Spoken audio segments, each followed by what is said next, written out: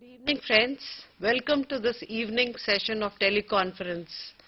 As you are aware of, the topic of discussion today is Understanding Sociology, and it pertains to your BA program course, elective course in Sociology, ESO 11, the study of society.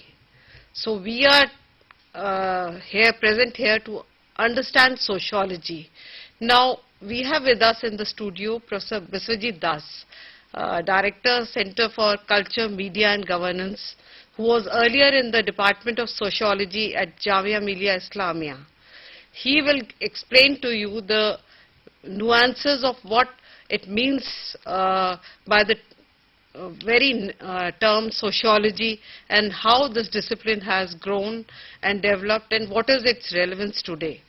So, I am Dr. Archana Singh from Faculty of Sociology, Indira Gandhi National Open University, and I will request Professor Biswajit Das to explain to us what do we need, why do we need to understand sociology? Thank you, Dr. Archana Singh. Indeed, it's a great pleasure to be here in the studio and sort of sharing my ideas about sociology, especially in a time when there is a complete upheaval in the world. There is a total change. There are a lot of changes taking place. And I know these questions are being asked even in the classrooms, also outside, that why do we read sociology? Why do we study sociology? Very often these questions are being asked. Still, I would like to submit and say that sociology offers a distinct and highly illuminating perspective on human behavior. Learning sociology means taking a step back from our own personal interpretations of the world to look at the social influences which shape our lives. It is, in fact, very important that how we make a distinction between how, as a person, we try to interpret, or we have our own personal opinions about a thing, and how the society thinks. There is a difference between that. And as a student of sociology, we are less governed by our own individual perceptions rather than what we think about how the society thinks about it. And secondly, sociology does not deny or diminish the reality of individual experience. Rather, we obtain a richer awareness of our own individual characteristics and those of others by developing a sensitivity towards the wider universe of social activity in which we are involved. We live today in 21st century, intensely worrying, yet full of most extraordinary promise for the future. It is a world awash with change, marked by the possibility of war and the onslaught of modern technology on the natural environment. Yet, we have possibilities of controlling our destiny, shaping our lives for the better. Sociology is the study of human social life, groups and societies. The scope of sociology is extremely wide, ranging from the analysis of passing encounters between individuals in the street up to the investigation of global social processes. I mean, it's such a wide range of scope you have that even on your day-to-day encounter to the larger global societies where you can always do a kind of a sociological study, that's what we have a huge scope of in front of us. The practice of sociology involves gaining knowledge about ourselves, the societies in which we live, and other societies distinct from ours in space and time. So, sociological findings both disturb and contribute to our common sense beliefs about ourselves and others. Sociological findings do not always contradict common sense views. Common sense ideas often provide sources of insight about social life or society. Sociology is a very, very modern science. In fact, Auguste Comte, whom we consider as the father of sociology, in his classification of the sciences, made sociology both logically and chronologically posterior to other sciences as the least general and most complex of all. The conditions. Yeah, I would like to ask you, in what way is sociology linked with other social sciences? Like Auguste Comte also, he believed that sociology was one of the most advanced sciences, in the sense that it was even at a higher scale in hierarchy than maths and economics. Right. So, how do we distinguish between sociology and other social sciences? Well, generally, I was sort of trying to come to that, but before that, I thought that I would give a brief history about how sociology emerged or developed as a science. I thought that probably I would like to inform to the students, but since we straightway jumped, the idea is that normally when we talk about sociology as a social science, we relate to other social sciences like anthropology and psychology and some of these disciplines. And in fact, when you study the relationship between sociology and anthropology, you find that the object of study are different between social anthropology and sociology. However, you find that there are a lot of commonalities. At the same time, there are differences as well. Now, for instance, when you talk about social anthropology, in fact, social anthropology's focus was mostly to small-scale societies where hardly there is any historical records were available, or at best it can be studied as a functional whole. And this is where, social anthropologists did a lot of field work on the basis of which, or even which are societies which are less changing. I mean, there is a change as a phenomenon. You find that they were sort of trying to study societies where change is not very fast. You find it's a more or less a kind of a static societies. If you look at most of the classics, you find that these classics have been studied taking time as a constraint, as a constant factor. Then within societies, the research has been undertaken. For instance, I can give you an example of Redcliffe Brown's Andaman Islands or Malinowski's Stobart Island, some of the classic works in social anthropology which are monumental. You find that these societies have been taken as a freezing frame. They have been confined in terms of a time frame. And within that societies, there is an attempt to study social structures, institutions, how they interact with each other, less as a dynamic, that how even the societies possibilities are there, that anthropologists have never tried to study how they interact with other societies, other cultures. Rather, they have tried to study within societies. Means, this is where I am saying that this was a focus in social anthropology, where they were sort of interested in studying mostly social structures and social institutions, and even these social structures and institutions are studied as a functional whole, that each one is contributing to the other, and this is how a society is functioning.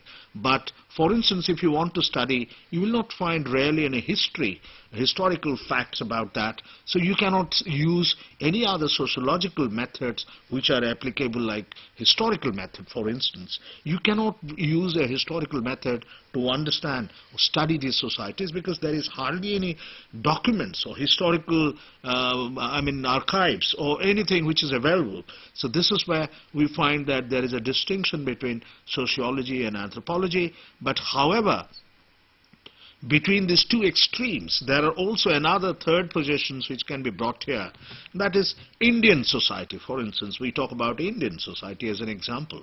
I mean, India is you find both these factors, they combine in Indian society. You have change as well as also you have static frame. So India is in a condition that where more and more we find that there is a misnomer between sociology and anthropology, and I think this is where in Indian society you find that we study more about social anthropology rather than sociology. In fact, if you go to the Western societies, you find that societies are so highly advanced and things are so well recorded and preserved that they can do a larger kind of a comparison, they can do larger analysis on the basis of the data which is available. But unfortunately, still we are in terms of recorded civilization, recorded culture, our data is not sufficient enough to do such kind of analysis. We can't apply much historical method. We cannot use various kinds of new techniques which are there in sociology, except that we study still from the social anthropological approaches and methods. Still we study, or even in India you find that invariably most of the so-called sociologists have basically they have done social anthropological work, I would like to say. And similarly with psychology. Now this is another discipline in social sciences where we try to compare that. We say that, well, psychology is basically studying of an individual. That why is it that in sociology, in what way we are different from psychology? I'd like to say that psychology is basically studying individual within. It's basically you try to study individual within, whereas in sociology we try to study individual in relation to others, whether it is individual to individual, individual to groups, or group or between groups. You see, there is a difference. I will give you an interesting example. Let me talk about Durkheim's, one of Emile Durkheim, who was one of the founding father. I mean, probably next to Auguste Comte, you would say, who has written classics in sociology. He has a masterpiece called Suicide. Now, in this particular text, I mean, suicide is absolutely a psychological phenomenon. Why people commit suicide? It's very difficult to know. These are, it's all individual concern that why one commits suicide. Durkheim has done a masterpiece on suicide, and in the preface or in the introduction, Durkheim writes categorically that when you study sociological questions regarding suicide, is not to know the cause of suicide, but rather to understand the rates of suicide. You see, this is a difference. This is a difference. Now, when you are trying to study the rates of suicide, probably that is a sociological question rather than trying to know the cause of suicide. Now, what does he mean by rates of suicide? Durkheim sort of tries to apply trying to understand amongst communities why certain rates fall in certain communities and why certain rates increase in certain communities. This is a very interesting example which he provides, and he tries to study and say that, look, within Protestants, you find the rate of suicide is much higher in comparison with rates of suicide much lower within the Catholics. And interesting, he says, in fact, he builds a whole hypothesis, and also which is a theory building exercise which he does. He tries to say that this comes in, the whole statements come in this way, that the lesser the faith in, I mean, this is where he's sort of trying to say that how the industrial expansion of industrialization on the one hand, the more the expansion of industry, or the lesser the faith of religion, the lesser the faith in religion. The lesser the faith in religion, the more the rates of suicide. That is what he's sort of trying to argue and say that, look, because of expansion, modern ideas, industrializations and so on, now people are gradually losing their trust and faith on religion. The more, the lesser the faith in religion, the more the rates of suicide. I mean, this is where Durkheim is sort of trying to make a comparison between two religious communities, on the basis of which he is sort of trying to draw an analogy that how we can study the rates which are increasing in a particular communities at the cost of other communities. And this is a brilliant example of talking about psychological phenomenon and sociological phenomenon, that how these are two different things. In fact, Durkheim's whole work of sociological methods, and he talks about social facts. And what is a social fact? I mean, where he clearly makes it, he makes it very clear that what is to be sociological questions and which cannot be psychological or any other questions. So this is where in his whole method Durkheim talks about the comparative method which he refers to, and this is where he says that as a sociologist we are interested, we are engaged in such kind of questions. Should I proceed or should I? Yeah, I think you can go ahead with the answer about the nature and scope of. Yeah, sociology. because I thought, you see, I just wanted to talk about how sociology as a science grew and how sociology as a science grew, and all of us know that these are alien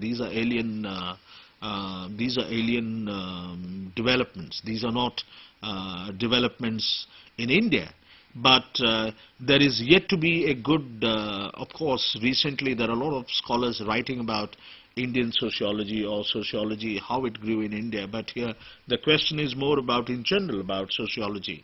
So in that sense we obviously refer to the debates and discussions that took place in Europe and how sociology grew as a science. In fact, it is in that context I was saying that there is a need to know about social conditioning or the social conditioning of sociology.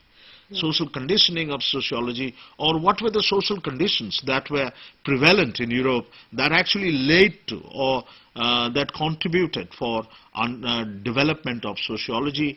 And there are two extremes, or we can say that the conditions which gave rise to sociology were both intellectual and social.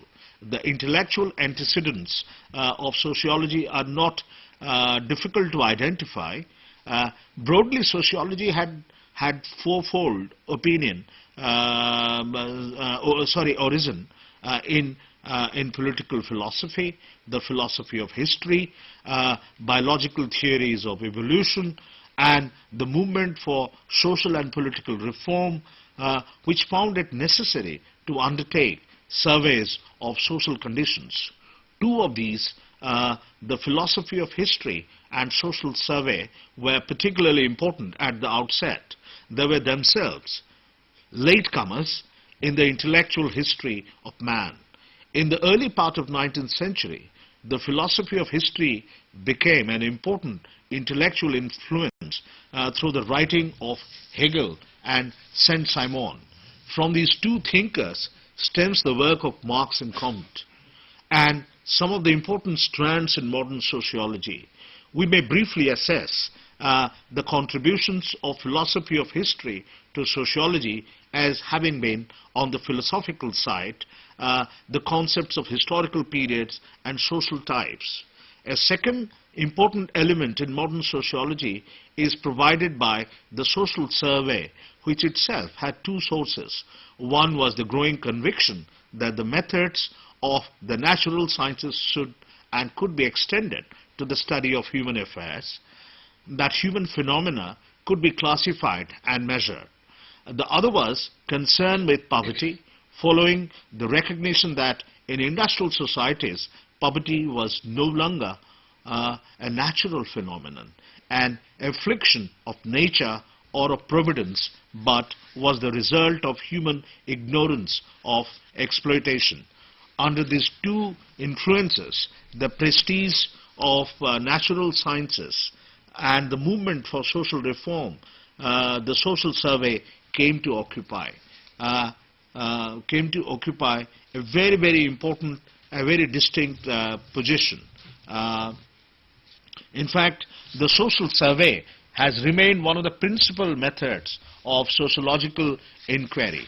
From these following discussions, probably we can outline some of the major characteristics. For instance, I would say that in the first place, when we look at the growth of sociology and the way it was informed by the larger developments, we would say that it was extremely encyclopedic. It was extremely encyclopedic.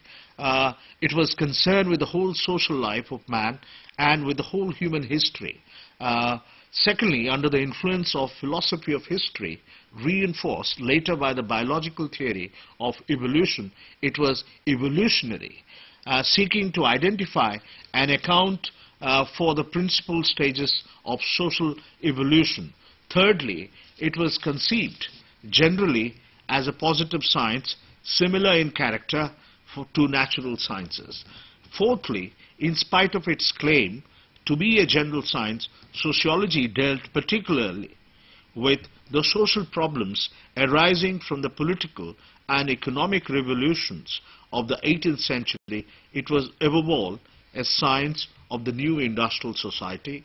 Finally, it had an ideological as well as scientific character. This was roughly a backdrop which I just thought to share it with you about the way how the history of sociology as a discipline emerged. And besides that, we can also see that what are basically the sociological questions, what are the sociological questions and methods which we use in sociology when we do our study, that how we find that normally what kind of questions we use. I mean, I find that sociology is basically a factual. It's a factual in the sense we say that some of the questions sociologists ask and try to answer are largely factual. Like we say that when we talk the fundamental things, who, what, and how, So we say that who are these people? So you are asking, you are sort of trying to identify. So these are very, very factual questions. What? How many?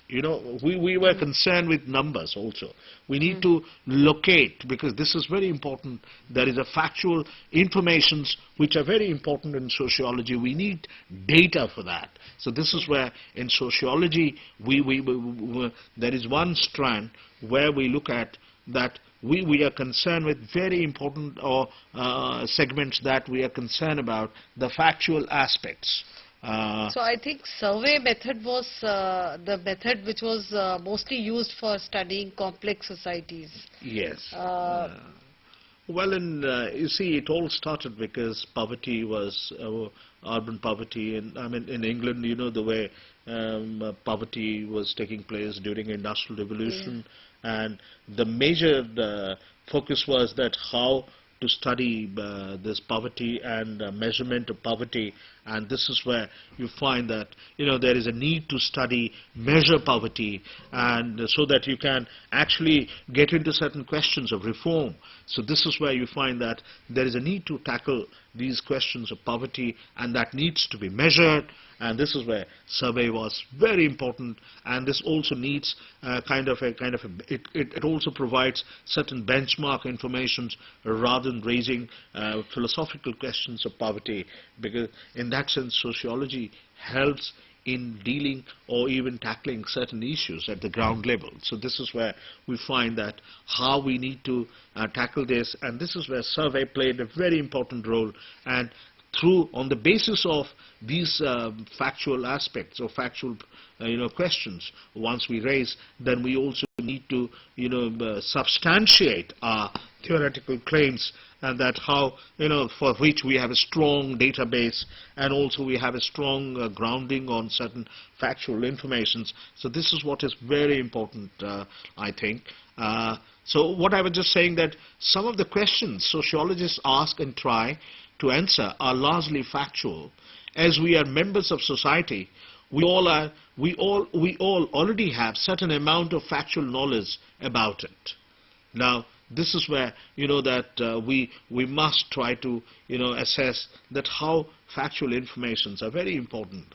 Secondly, we talk about sociology also is comparative in nature, because in sociological questions also deal with comparative questions. For instance, like sociologists often want to ask a comparative questions relating one social context within a society to another society, or contrasting examples drawn from different societies.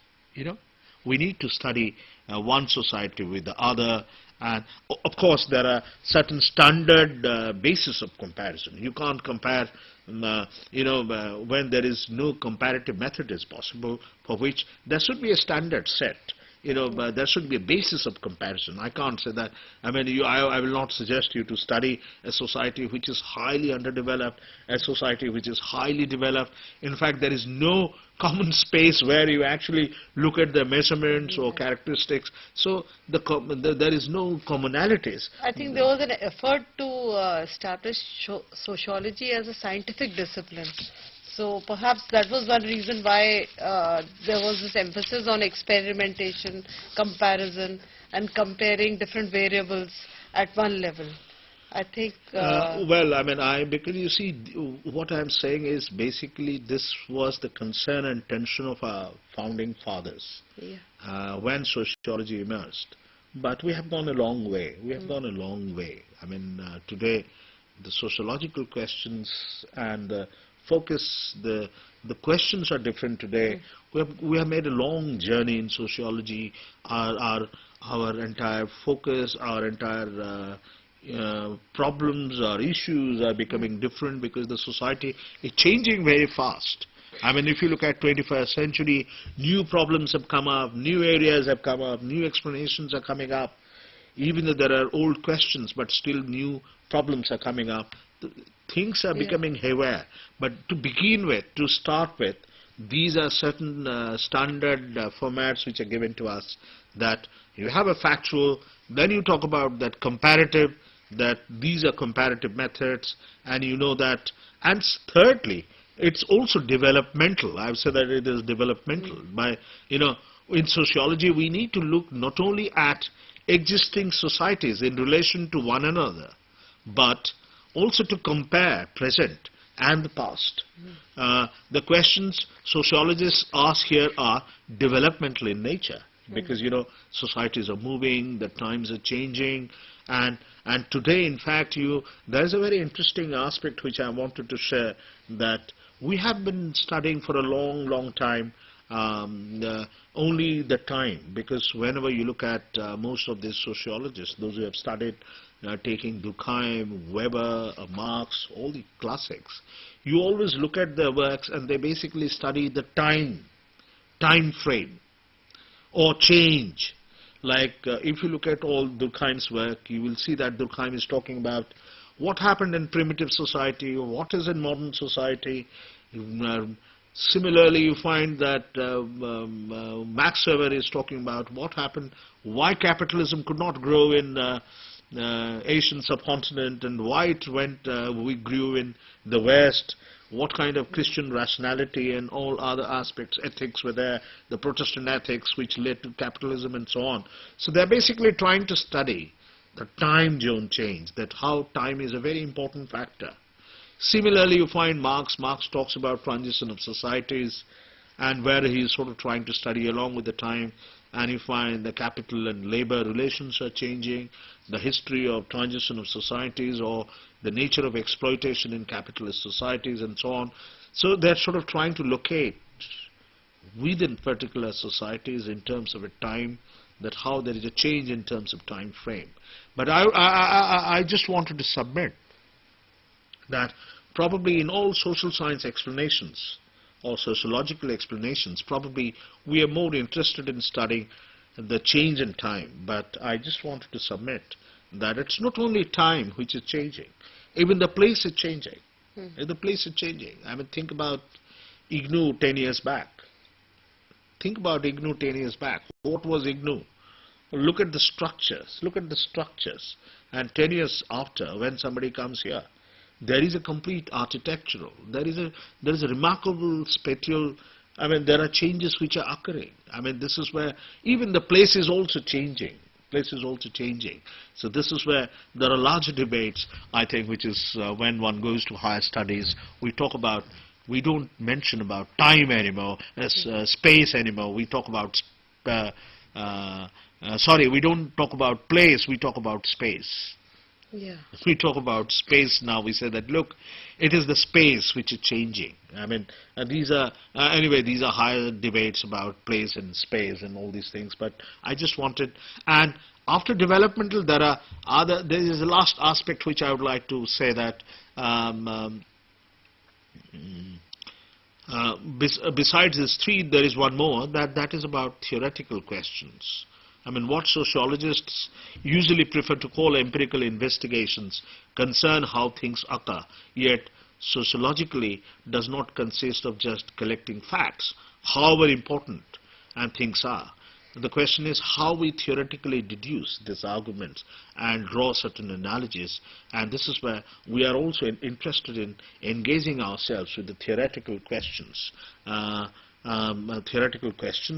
this is very important in sociology, that today, in fact, we find that new problems are coming up.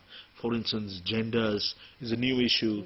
The way the whole communication flows are coming up, the way the whole ICT technologies are coming up, it completely changes our mindset. It completely changes the way the world is moving around.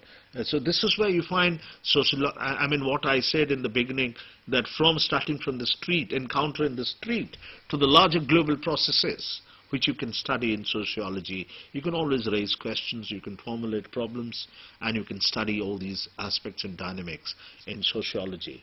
I think these are important aspects. Yeah. Just one question which I feel that our students will benefit by. In what way will sociology help them in dealing with social problems which the society is encountering in contemporary period? How is this discipline, knowledge about this discipline, going to help them in their life as such? You see, I tell you that, yeah, that's a very important question that, in fact, everyone, I mean, there is a confusion all the times about sociology and social work.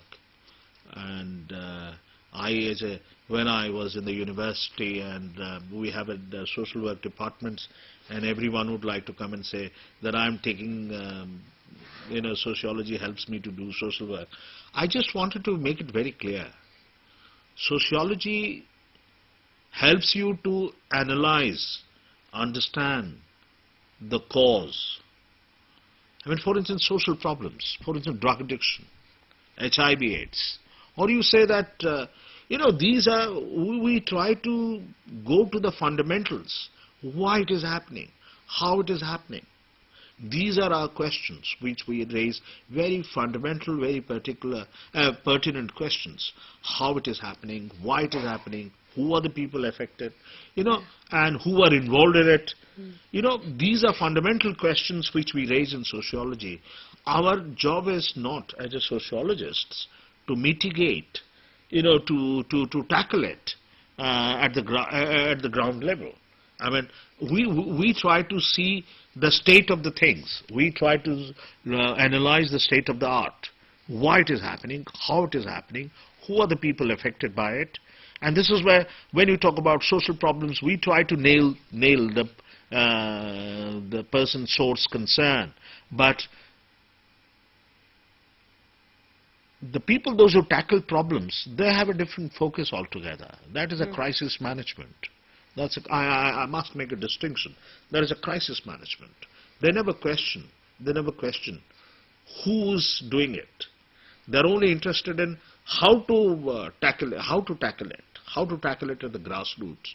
But our job is basically to raise fundamental questions about the state of the art, that why it is happening, how it is happening, who are affected.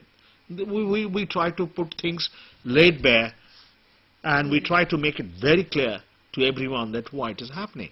So sociological questions are much deeper, more insightful, more penetrating. It just hits like a bullet, and it will sort of try to make it very clear, and you can say point blank that how it is happening, why it is happening, and who are the people involved in it. So this is where, whether you study it as a problem, you find that these are the fundamental issues which we tackle in sociology. But our job is not to mitigate or to, handle it in a day-to-day.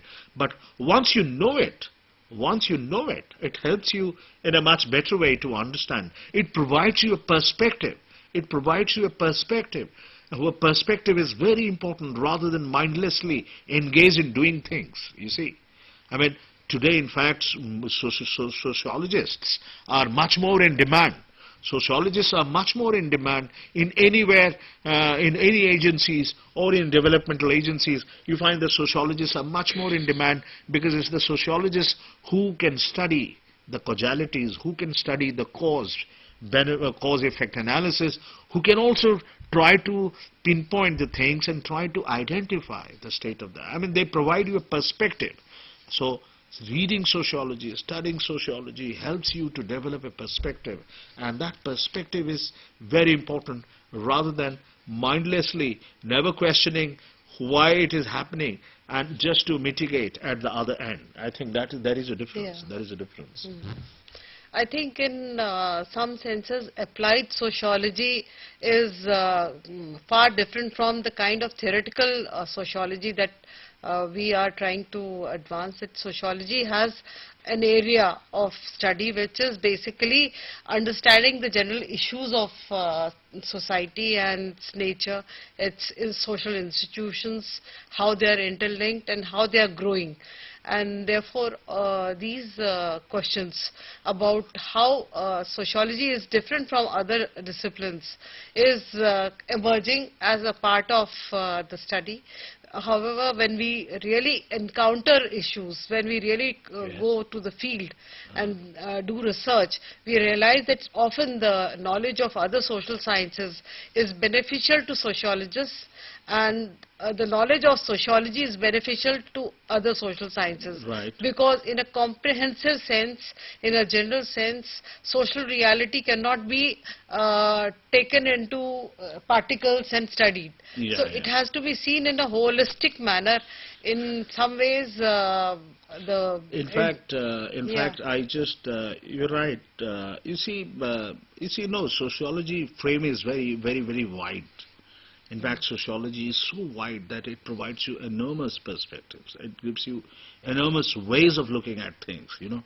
And that is the beauty of sociologists. And then I just wanted to share that, look, sociological questions can make you to ponder you, to make you to deeper analysis. Now, of course, in comparison with other disciplines, I think sociology has always an advantage, because it has given you in your hand certain techniques of understanding at the grassroots level how to collect information, data and so on, which other social sciences are just growing. For instance, like if you look at political science or history or any other, history only goes in terms of recorded facts. History only goes by recorded facts. I mean, imagine a society which never had a recorded culture, a written culture, and we had only through what you call Shruti and Smriti, the whole tradition, and our recorded culture dates back to only 19th century. So this is where a recorded civilization came here. Prior to that, hardly you find there were literature which were codified. Even they were codified, they were not part of documented. So this is where you find that, you know, we do our participant observation as a student of sociology, we collect informations. Now historians also have come down. Historians have come down because there are societies where you will not have any recorded data. You find that now what they are saying, oral history, and they are talking about oral history. They are sort of now trying to collect informations, similarly following more or less the participant observations, collecting informations. Also there are different ways to retrieve informations, which sort of is a check on what the data is, which is a recorded data, and so that you can actually make a juxtapose between the data you collect from the people and what is actually the printed literature says or recorded data says. In fact, there is a lot of mismatch, most of the times mismatch between these two. I mean, as an anthropologist or as a sociologist in Indian context, we do a lot of field work.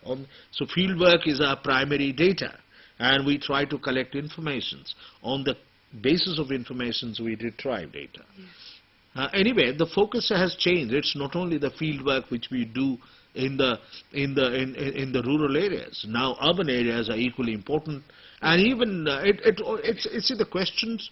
What is your question in your mind? What you want to study? It all depends on that.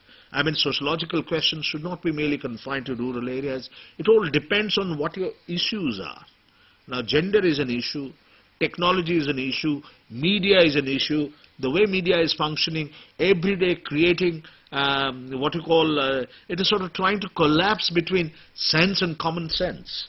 When we look at media, every day, 24 hours, new channels you are watching, you are not critically questioning. I mean, this equally is a sociological question. I mean, media here is sort of trying to break between that.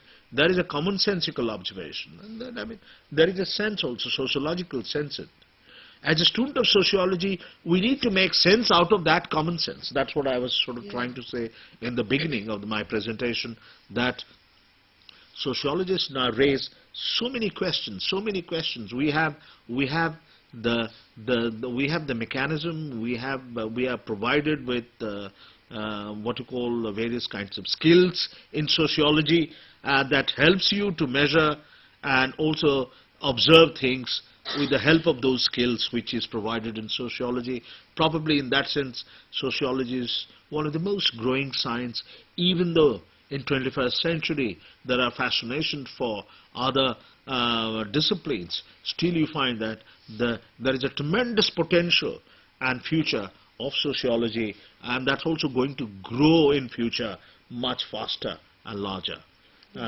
I think this is where, you know, there is a future of sociology, and there's a scope of sociology is growing in that sense that you can't, sociology helps to understand starting from in a street encounters. In fact, one of the classic masterpiece which was written by William Foote White, you know, he says that how there are this book is called The Street Corner Society. The Street Corner Society.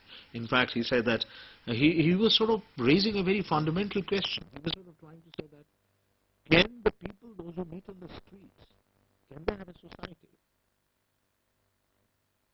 We had so many interesting observations about society as an anthropologist. We say about how society means social institutions and so on. In fact, William Foote White raises and counters this whole argument, says that even the street corners, they also have, because this is where, you know, slums, all of you know about slums. The argument is slum and society. Is slum, can slum be treated as society? Or slum is a subculture within culture? That was the argument. And William Foote White here says that even in fact slum can be studied as a culture. And this is where he has done a fascinating participant observation within the slums and tries to explore the interlinkages amongst institutions and people and so on, and trying to indeed come out with a brilliant insight that, look, even slums can be studied as a society. I think this is where you find that how you know, time and again sociologists are raising fundamental questions, trying to study societies and trying to understand the social dynamics and social problems. And in that sense, sociology is growing, and it has a tremendous future potential. Thank you, Professor Das. Today we have had a very lucid explanation about what sociology means, how we understand sociology, and in what way it is a discipline which has a very vast potential for the future of any student of social sciences in that sense. And as a part of your lessons, I hope that you have learned a lot today, and if you have any queries, you may ask in the next sessions on topics which are related with sociology. Thank you.